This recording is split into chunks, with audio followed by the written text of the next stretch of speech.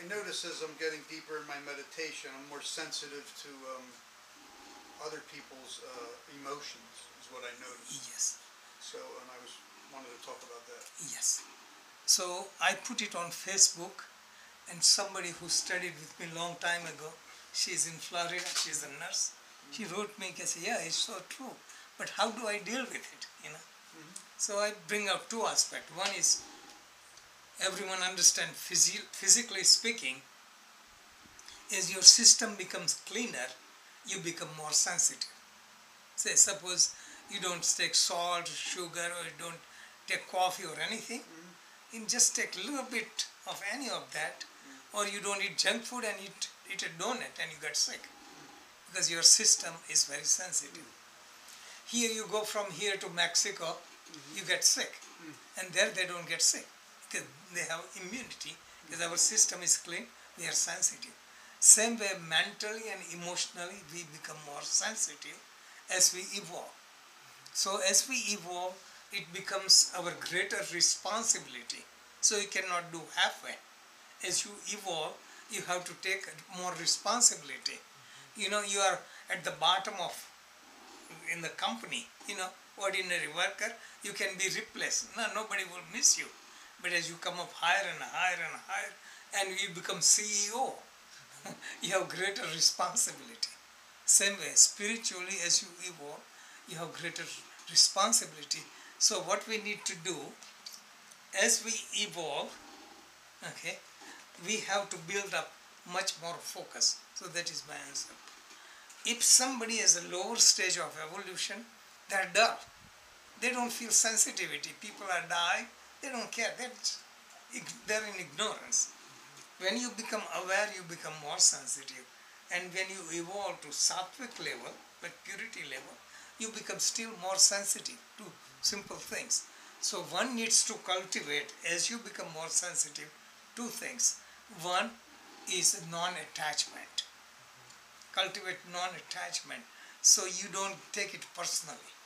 And second thing, establish more connection with the center.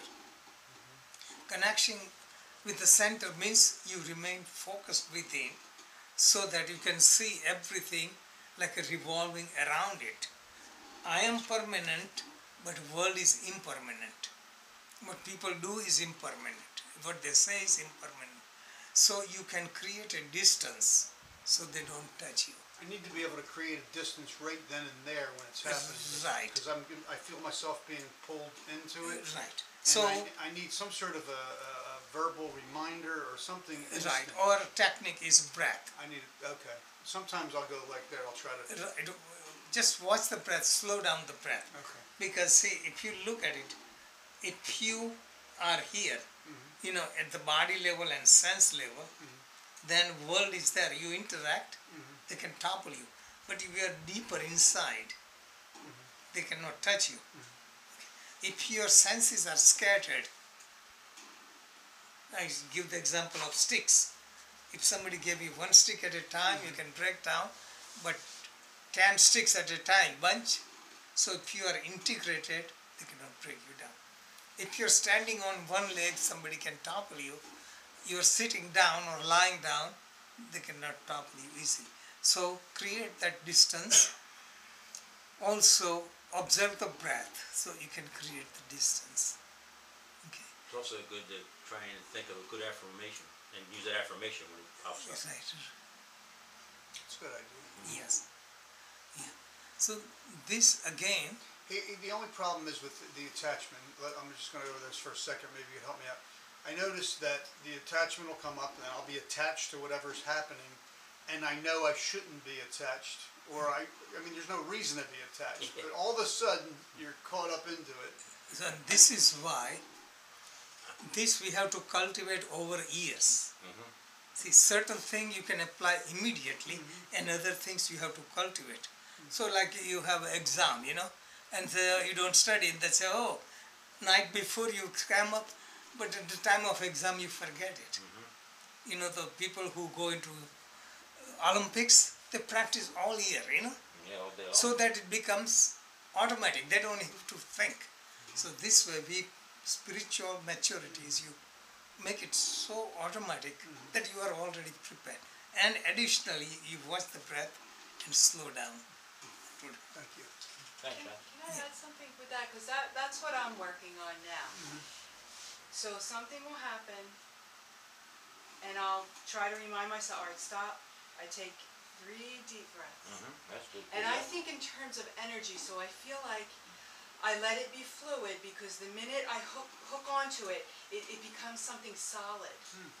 And then it has me. So if I can think in terms of energy, to keep that feeling like flow right through me and pass on. I like the fluid idea. So that's Yes. easier said than done, because I feel like the minute I like hook, Yes. then it makes it.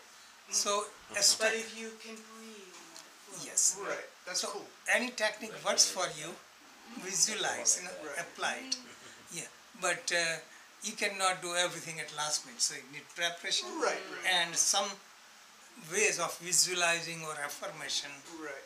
But I can tie that quantum physics in with Betsy's idea for fluidity, or if that's Yeah, right. That's a word, yeah. That's Which what I was thinking of when you you were just talking kind of about let it. the, Because it's all moving. Yes. Everything's Yeah, I like that. I like that. Yeah, I mean, so I just needed something to grasp onto, because I'm Yeah. getting this, gasping Yes. for air type thing, and it's taking me down a lot. So I have to Yes. figure out a way. It's actually getting bad. So I Yes. think I'm getting more and more sensitive to everything that's So happening. this is, Before I as was we like, evolve, whatever. as we evolve, we have to renounce, little by little, renounce the world.